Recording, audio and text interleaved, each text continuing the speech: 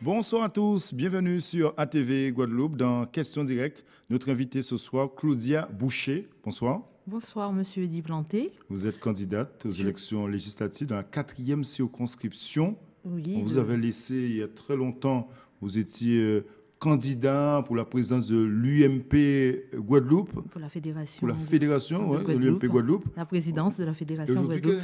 Que s'est-il passé depuis? Alors, ce qui s'est passé depuis, j'ai poursuivi le travail entrepris par le Parti républicain ultramarin français. Nous sommes sur le terrain depuis plusieurs années. Vous avez créé cette association, Parti républicain ultramarin français? Oui, il y a quelques années. Et après les élections internes, j'ai poursuivi le chantier entrepris. C'est quoi? C'est par rapport à la déception ou voulez-vous relancer, motiver plus de gens autour de vous? Ce n'est pas par déception, parce que cette association existait bien avant les élections internes. Et j'ai jugé utile de poursuivre un travail entrepris. Surtout, j'ai les électeurs, j'ai les citoyens autour de moi qui font un excellent travail. Ce serait dommage de tout abandonner après les élections internes. Pour moi, dans tout, il y a une continuité. On ne perd rien. On ne fait que de gagner. Oui, la continuité, c'est dans la circonscription cette fois, la 4e. On sait que vous êtes basé plus souvent à Basse-Terre, mais là, vous élargissez encore plus. Oui, alors le Parti républicain ultramarin, en sigle le PRUF, est implanté partout, dans tous les départements d'outre-mer. Nous avons une fédération. Ça ne s'arrête pas qu'au niveau de la 4e circonscription. C'est un parti qui... Et quel est le message de ce parti, le PRUF? Alors, nous rassemblons les électeurs de tous bords. De tous bords. Donc, ce n'est pas une association, un parti qui est plus ou moins ancré à droite? Non, nous sommes ni de droite ni de gauche. Nous travaillons pour le peuple, nous travaillons pour la Guadeloupe, la Martinique, étant donné que ça va jusqu'à la Corse. Oui, nous avons des fédérations implantées dans tous les départements. Oui. Vous n'êtes plus une femme de droite? Aujourd'hui, j'ai une autre vision. Oui. Pour moi, la vision, c'est de rassembler et élaborer des projets. Oui. Est-ce qu'il faut faire partie exactement? Est-ce qu'il faut avoir une étiquette pour pouvoir avoir des idées, pour pouvoir évoluer, pour faire avancer la Guadeloupe, la Martinique et autres? J'ai compris qu'on n'a pas besoin spécialement d'une étiquette pour pouvoir travailler avec son peuple. Oui. Parce que sur le terrain, nous rencontrons des gens de tous bords politiques et qui ont des idées. Alors, ça nous a encouragés à poursuivre. Oui, nous sommes en grand chantier. Oui. Si vous êtes élu député au mois de juin prochain, quelles seront vos propositions, vos actions à mettre en œuvre justement pour vous faire entendre au sein de l'Assemblée nationale? Alors, dans un premier temps, mon souhait, c'est déjà d'être élu député au sein de la 4e circonscription et mettre en place ou qu'il y ait une continuité et travailler, comment je vous dirais, dans le sens...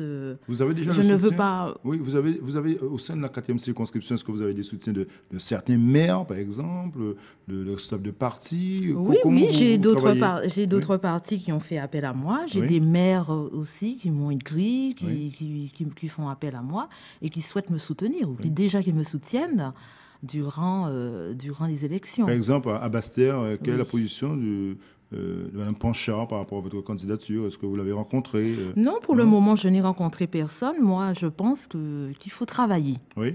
Dans un premier temps, c'est le travail qui paye. Il ne suffit pas d'attendre l'appel téléphonique de X ou Y. Donc vous êtes sur le terrain, depuis plusieurs années, oui. Depuis plusieurs années, voilà. Et je pense que c'est le travail qui paye. Oui. Quelles sont vos relations? Parce que je le disais au début, on vous a laissé dans une élection interne aux côtés de Sonia Petro. Quelles sont vos relations aujourd'hui avec la présidente des Républicains?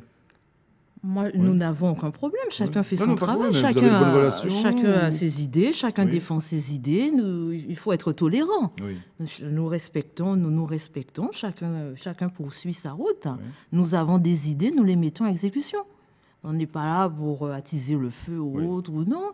Non, chacun fait son travail. On peut être complémentaire. Tout à fait. Voilà, on peut être complémentaire. Il n'y a pas de raison qu'il y ait un problème. Et avant les élections législatives. Il va falloir bien voter à la présidentielle. C'est ce samedi pour nous en Guadeloupe, entre Marine Le Pen, Emmanuel Macron. Quel est votre choix? Alors, mon choix reste secret. Oui. Et j'ai eu beaucoup d'appels téléphoniques des personnes qui sont autour de moi, me demandant... enfin, ils me montrent quand même qu'ils sont...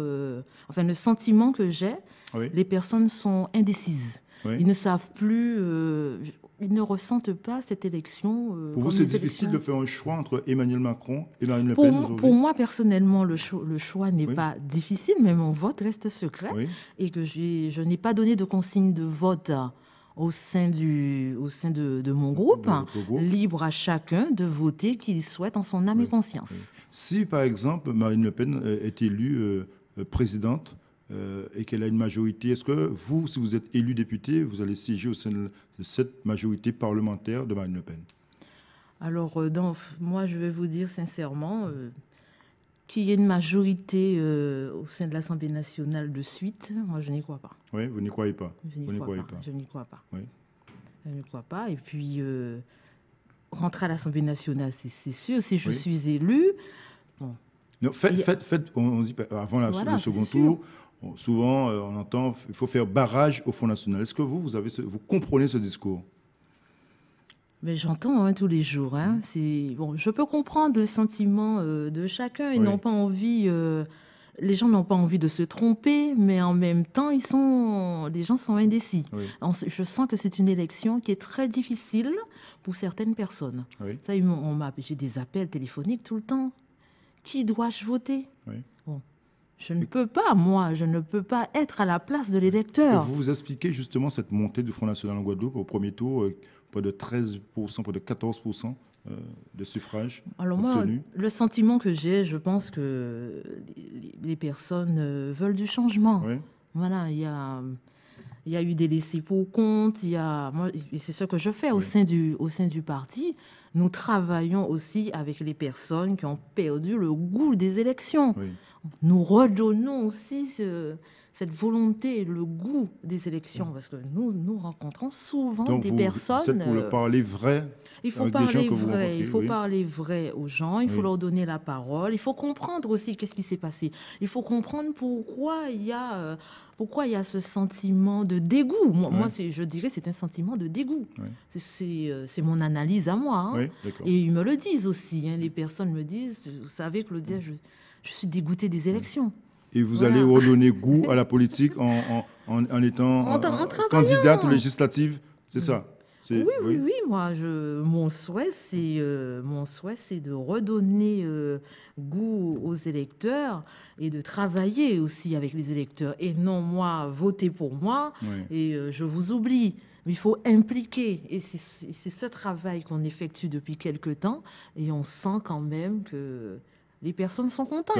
Ils nous disent souvent, mais c'est rare qu'on nous donne la parole. Tandis qu'avec vous, Claudia, dans vos assemblées, vous nous donnez la parole.